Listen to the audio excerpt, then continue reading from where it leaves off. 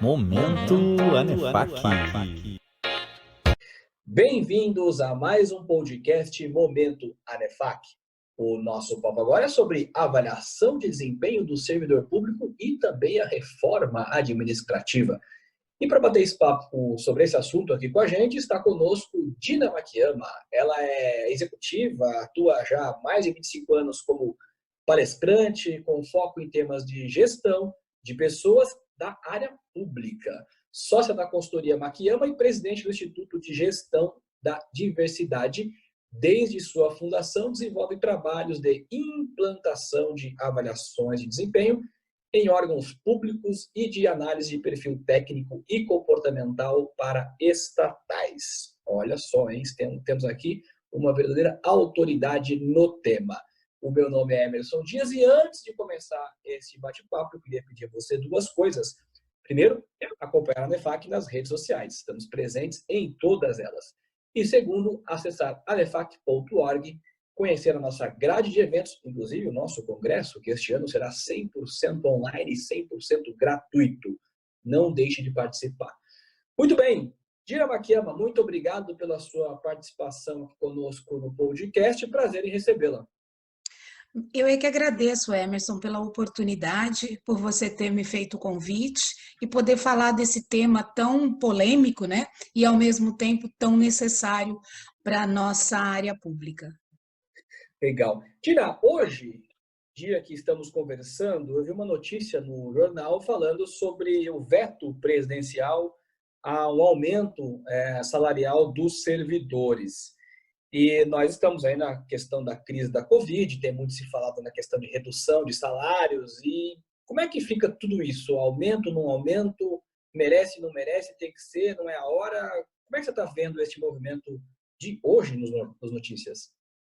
Eu entendo, na minha percepção, que não é a hora, né? Não é a hora para ninguém receber aumento, agora é uma hora em que a gente deve manter os nossos empregos, né? Enquanto que a área privada está lutando para manter o emprego, a área pública, como tem uma prerrogativa que é a estabilidade, nesse momento não tem que preservar o emprego em si, mas como eles não têm essa necessidade, nesse momento não é uma época para aumento, até porque vai cair a arrecadação, né? Enquanto houver desemprego, houver pouco desenvolvimento na economia, automaticamente o governo vai sentir o mesmo, porque cai aí muito a arrecadação, né? E ele está amarrado pelo outro lado de que não pode desligar, porque tem a estabilidade. Então, eu não vejo uma situação confortável hoje para se dar aumento para ninguém, né? Em nenhuma área, né? Não é, no mundo, isso não é o momento e não é a hora. Tina, aproveitando essa questão, né, de não é a hora nem o momento, tem um tema que, inclusive, é o tema que a gente, né, quer debater aqui bastante, que é a questão da avaliação de desempenho, que é o teu expertise, né, o que você faz aí nos órgãos públicos. Mas sempre existe aquela dúvida em relação, o funcionário público não tem avaliação, ele tem estabilidade, ele não pode ser demitido. Desmistifica isso para a gente um pouco. Como é que funciona esse negócio de avaliação? Isso tem, isso não tem, pode fazer, não pode fazer. Quando faz, tem alguma implicação? Desmistifica isso para a gente compreender isso de uma forma mais clara. Oi, Emerson, vou tentar responder essa sua pergunta, destrinchando um pouco ela, porque é uma pergunta bem robusta, né, com muitas vertentes, então eu vou tentar abrir um pouquinho ela. Essa famosa estabilidade, que é o que o servidor público tem, na realidade, ela é uma estabilidade que ela é conquistada somente após 3 anos que ele está na empresa, que ele está no órgão. Então, ele entra, ele presta um concurso, e aí ele vai imaginar, nossa, já estou estável, agora eu não preciso mais me preocupar, não preciso ter desempenho, não preciso ter produtividade, a famosa lenda da cadeira com paletó, né? Que eu coloco o paletó lá e vou embora. Isso não é uma realidade para todos os servidores públicos. Tem uma grande gama de servidores públicos que são comprometidos, produtivos, visto aí o que a gente está vendo hoje na área da saúde. A grande maioria são servidores públicos, né? E a gente não tem nada para dizer a respeito deles nesse momento.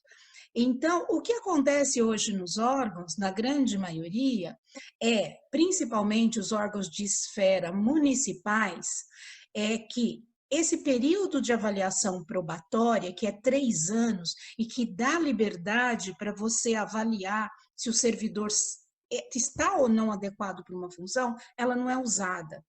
Ela é simplesmente um formulário que no final do ano, lá, dezembro, virando a chavinha, eu vou lá e digo se essa pessoa continua ou não. Então, não é feita uma avaliação sistemática, uma avaliação realmente das competências, da adequação dessa pessoa ao cargo. Então, isso prejudica muito, porque a partir daí ele adquiriu estabilidade, né? Que é um outro momento. Então, a avaliação de desempenho, ela é prevista sim. Desligar um servidor público é possível, sim.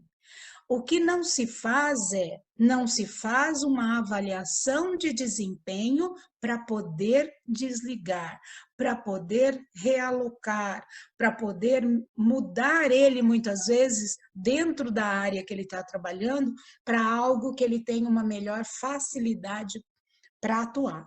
Então, é um mito dizer que não posso desligar, que alguém que é estável vai morrer ali trabalhando ou não trabalhando, né? Existe N maneiras. O que acontece é que para que isso aconteça, precisa haver um processo, precisa haver procedimento, precisa se seguir normas. E normalmente isso não é feito, né? Então, eu estou lá há 5 anos trabalhando, aí eu faço uma coisa errada, um problema, e alguém politicamente se incomoda comigo e quer me tirar. Isso não pode. E isso é certo que não possa. Né? É certo que o servidor público não sofra pelas mudanças na administração, porque a cada 4 anos muda-se totalmente a administração, muda-se os líderes. E aí pode haver perseguição, uma série de coisas. Então, a estabilidade veio para que eles se sintam protegidos desta situação e não para proteger a incompetência. Né? Ô, Dina, e a visão assim, nacional, ela é muito distinta em relação aos tipos de servidores. Você deu exemplo aí do pessoal da saúde, né? Na saúde nós temos médicos, temos enfermeiros, temos diretores de áreas de saúde, ou seja, tem aí também hierarquias e tem tudo isso, né? Mas nós somos um país com 6 mil municípios, né? E servidor público tem em todos eles. Tem muita diferença em relação à forma como é tratado essa questão do servidor público nos municípios, nos estados e na federação? Sim, sim, são diferenças gritantes, até por volume de verba que alguém tem para administrar um RH. Né? A maioria das prefeituras não diria que tem recursos humanos, tem o antigo DP, né, o departamento pessoal, eles cuidam da folha, né, eles cuidam de toda a movimentação de pessoal, contratação, concursos, mas ainda não possuem um RH estratégico, né?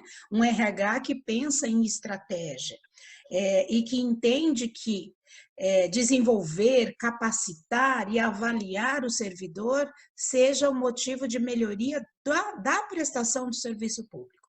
Agora, os órgãos federais já perceberam isso há mais tempo, até porque tem maior verba, tem maior tem dinheiro, né? Eles têm uma maior, eles recebem mais atenção do governo. Né? Então, os RHs dos órgãos federais, na grande maioria, já são um RH estratégico. Já caminham para essa mudança. São eles que estão trazendo essas mudanças. E os RHs estaduais, que são dos órgãos estaduais, depende do estado. Se é um estado rico como São Paulo, está anos-luz à frente, né? Se é um estado muito pobre, está bem atrás. E deveria ser o inverso, né? Deveria ser o inverso. Quanto menor é o dinheiro desse município, desse estado, maior deveria ser o investimento em avaliação, capacitação das pessoas. Por quê? Porque eu preciso, com poucos, fazer muito. né? E sem gestão de pessoas, eu não faço muito com poucos. Então, eu vou cada vez mais inchando e não consigo manter essa máquina funcionando, né? E aí eu tenho um grande número de pessoas que eu não consigo pagar, porque eu não tenho dinheiro, e ao mesmo tempo essas pessoas se esbarram uma nas outras, né? Trazendo um pouco disso que você está falando, o que aconteceu em uma prefeitura que eu presto serviço, e que ficou muito claro isso, né? E eu ouvi isso do secretário de administração. O que acontece? Nossa, Dina, sabe o que eu percebi? Que ao colocar todo mundo em home office, quase todo mundo, o que era possível colocar em home office, em função de que as prefeituras não têm estrutura de sistema, de TI, para fazer isso de uma forma muito ágil, porque tudo que você vai comprar tem que ser uma licitação. E aí eu percebi que colocando todo mundo que pôde em home office, eu não precisei das outras pessoas. Elas não fizeram falta, né? Elas não fizeram falta.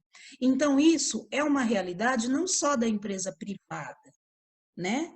Que isso está sendo muito recorrente na empresa privada. Nossa, dei férias coletivas para metade da minha equipe e estou percebendo que a empresa está funcionando do mesmo jeito.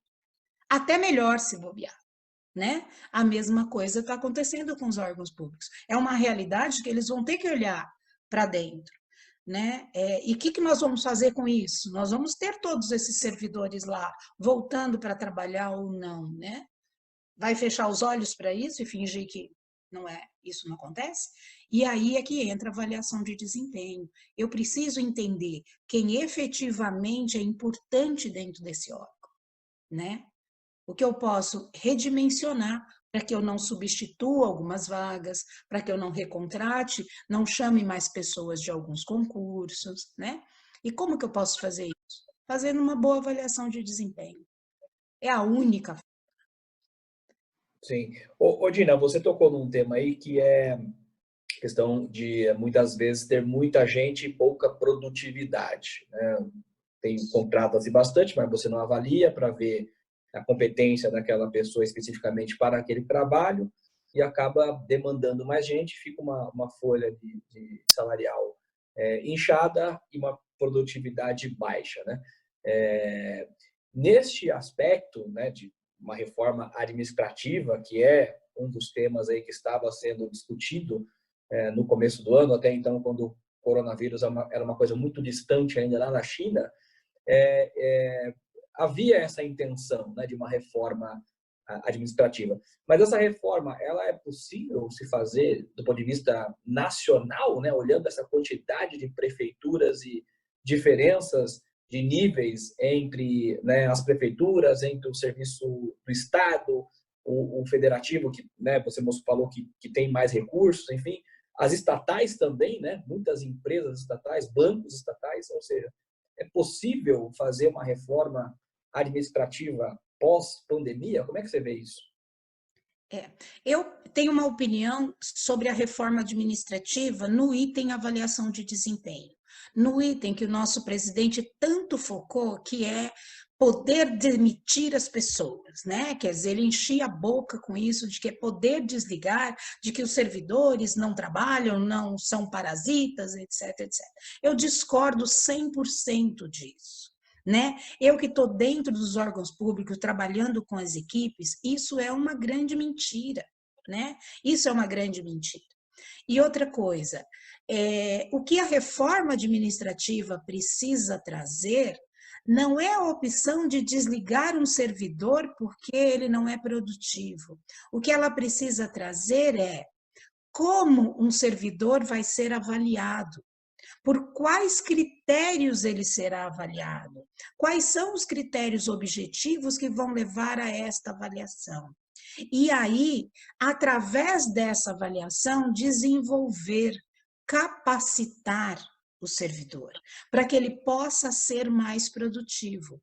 Isso vai fazer com que você evite novas contratações, você evite substituições por pessoas que estão aposentando, que é um volume gigante por ano, né? Se você não repor, em 2 anos você equilibra, desde que você desenvolva e capacite. Uma avaliação de desempenho, né? Uma gestão por competência, ela jamais pode ser com foco de desligar, porque senão ela não vai ter sucesso. Para que eu vou participar de boa vontade e entender tudo o que eu preciso, que eu não tenho ainda desenvolvido, se você vai me desligar? Não tem lógica, né? Não tem lógica isso no humano, né? Eu vou produzir provas contra mim mesmo, né? Se torna ridículo isso. Produzir provas contra si mesmo. Então, a ideia da avaliação de desempenho, ela não pode ser para desligar. Isso é uma brutalidade. Se acontecer, é uma eventualidade de um caso grave, de uma situação grave. A avaliação de desempenho, ela tem que ser implantada para capacitar, para desenvolver. Hoje, o servidor, quando ele precisa ou ele quer se desenvolver, na grande maioria, ele vai lá no site, ele pensa em um curso, ele pensa em algo que ele quer fazer, ele vai lá, pede para o órgão dar para ele e ele faz aquele curso. Não tem um plano de carreira, não tem um plano de desenvolvimento, não dizem para ele aonde ele quer chegar, onde ele pode chegar, né? Principalmente não tem um plano de carreira. Tudo bem, aí diz, em concurso ele não pode subir de cargo porque ele teria que prestar outro concurso. Mas tem carreiras horizontais que podem ser feitas, tem níveis diferenciados que ele pode percorrer. Tudo isso pode ser feito. Então, acho que a reforma administrativa, se ela vier com o intuito de criar uma ferramenta para você poder medir, mapear alguém para desligar, ela já vai começar errado. Né? É uma brutalidade, né? Então, acho que o conceito está errado. E a Constituição já prevê que você pode desligar um servidor público. O que não prevê é como, de que forma, com que método, com que indicadores. Isso ela não prevê. Então, vamos criar os indicadores, os métodos e tudo, mas não para desligar, para desenvolver. Né? E aí você com certeza vai ter um ganho ao longo do tempo, que é o que as estatais estão fazendo, né? Por força de lei, né? Que agora tem uma lei que deve ter avaliação desde a direção das estatais até o mais em todos os cargos, né? Então as estatais estão à frente nesse sentido, né? Porque elas estão fazendo já esse trabalho. Então, dá para copiar, não precisa inventar a roda, né? Sim. Dina, você estava falando aí de uma visão mais prospectiva da avaliação, né? Fazer uma avaliação para encontrar os gaps de desenvolvimento que este colaborador tenha e daí encaminhá-lo para que ele, né, preencha esses gaps, se torne mais competentes e, portanto, tenha mais produtividade. E você citou até a palavra, né, que o ministro Paulo Guedes usou há algum tempo atrás, quando ele usou a palavra parasita, né, para se referir ao funcionalismo público. Então, depois ele foi dizer que não era todo mundo, enfim, mas já tinha falado, né? Dizem que a oportunidade perdida, a palavra dita e a flecha lançada não tem como voltar, né? É verdade. Mas eu me lembro também de um desenho que eu assisti com as minhas sobrinhas não faz muito tempo, chamava Zootopia, né? E lá no Zootopia tinha um funcionário público. E o funcionário público era o bicho preguiça. Olha só o bicho que colocaram para representar o servidor público. Por que o servidor público tem esta imagem ou esse estereótipo muitas vezes tão negativo? Sendo que, né, como você colocou, nós estamos vendo aí na área da saúde, se não fossem os servidores públicos, como estaríamos, né? Por que se atribui essa imagem muitas vezes tão negativa ao funcionalismo público? Essa é uma herança nossa que veio da nossa colonização, né? Isso não foi de agora, né? Isso é uma herança que vem desde a colonização, quando aqui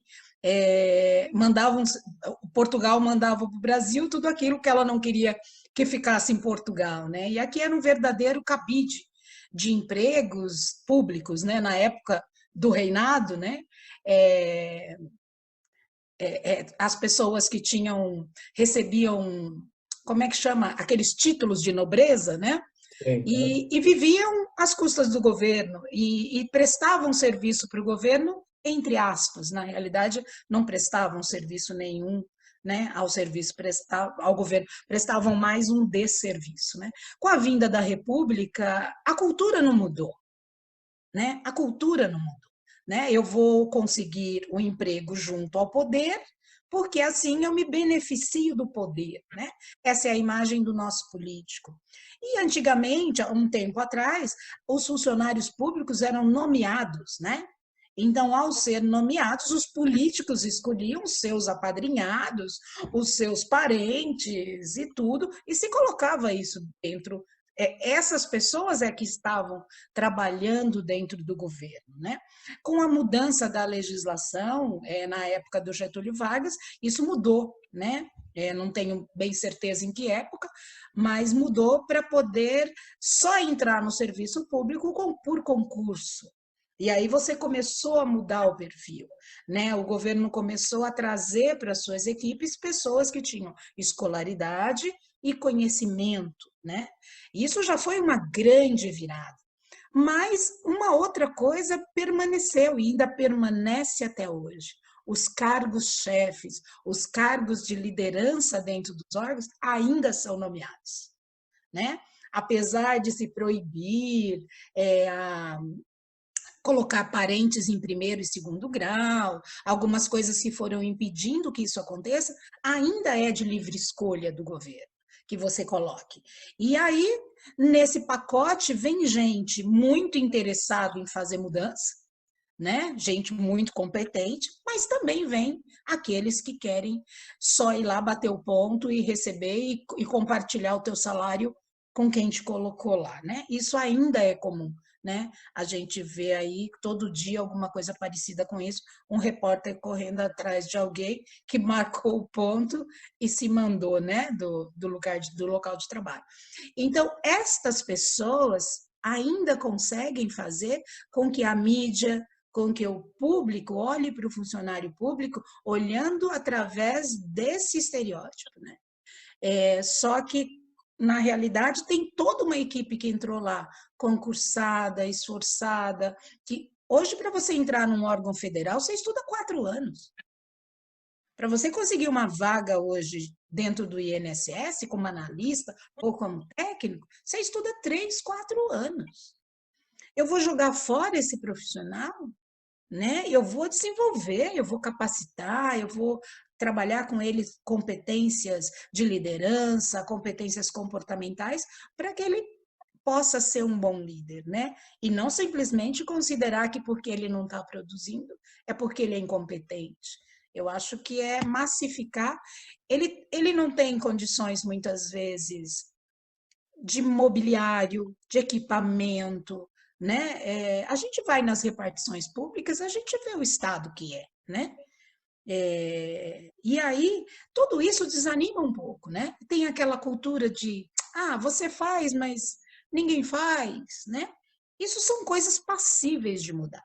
Implante uma boa avaliação de desempenho, né? Faça uma avaliação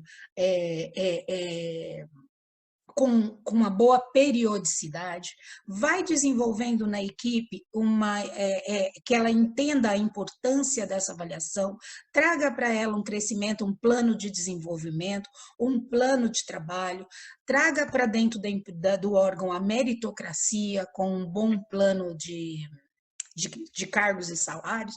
Tudo isso, junto, vai mudar essa imagem que a gente tem do serviço público, né? Mas, infelizmente, nós ainda vamos ter repórter correndo atrás de pessoas que estão nomeadas para um cargo e não concursadas, né? E que aparecem lá de vez em quando para bater o ponto. Tá certo. Bom, Dina, o nosso podcast, a gente tenta sempre fazer um formato mais dinâmico e por isso nos limita em tempo, né? Infelizmente, a gente tem que caminhar para o final, mas já fica aqui o convite para a gente estender esse assunto, que eu acho que é um tema muito importante para a gente debater aqui dentro da NEFAC, né? Nós da NEFAC prezamos muito pela questão do custo Brasil, pela transparência, são valores que a gente não abre mão. E acredito eu que falar de avaliação de desempenho de funcionalismo público para a melhoria da produtividade do Estado é um tema que certamente interessa a todos e certamente a ANEFAC abraçará. Dina, eu sempre tenho pedido para as pessoas aqui ao final deixar alguma mensagem dentro da sua linha de trabalho, daquilo que você faz, para quem está ouvindo e assistindo este podcast, uma mensagem positiva que nos ajude a passar por esta crise da Covid-19 da melhor forma possível, dentro do possível. O que eu proponho é vamos arregaçar as mangas, vamos pensar fora da caixa, vamos ver possibilidades de trabalhar, né? Eu sou muito otimista, então eu sempre acredito que, mesmo que eu esteja numa situação e que nós estejamos numa situação ruim no momento, tem um lado bom nela, né? Então, não posso ir para a rua, não posso passear, não posso ir para o parque, não posso fazer um monte de coisa, mas posso trabalhar muito. Eu estou numa fase muito criativa, tenho muitas ideias, né? Ver possibilidades. Então, ver possibilidades faz com que a gente se sinta vivo, né? Com que a gente se sinta energizado. Então, ler muito é uma grande saída. Criar ideias, não tem ninguém para te criticar, isso é ótimo, né? Põe no papel e depois compartilha com alguém, vê se você está tão louco assim, e a gente vai atravessar essa fase. E eu acho que vai ficar um legado muito positivo para todos nós, né? Eu realmente acredito que é uma marca na nossa existência, né? Nós vamos levar muitas coisas boas passando essa fase pós-pandemia. Legal. Muito obrigado, Dina. Não pensem vocês que Dina é só um rostinho bonito da televisão. Essa mulher é psicóloga e matemática, hein? Olha só, isso é uma combinação interessante de ciências para a gente conversar. Dina, muito obrigado pela sua participação aqui no nosso podcast. Espero falar com você outras vezes para a gente, né, entrar mais a fundo nesse tópico.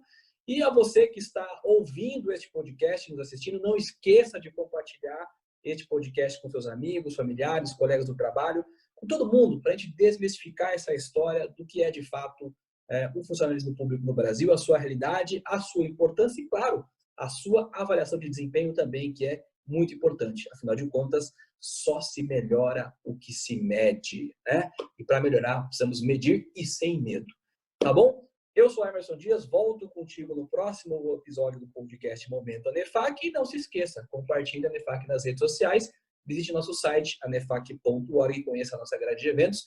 Participe do nosso Congresso ANEFAC 2020, inteiramente online e gratuito para você. Até o próximo.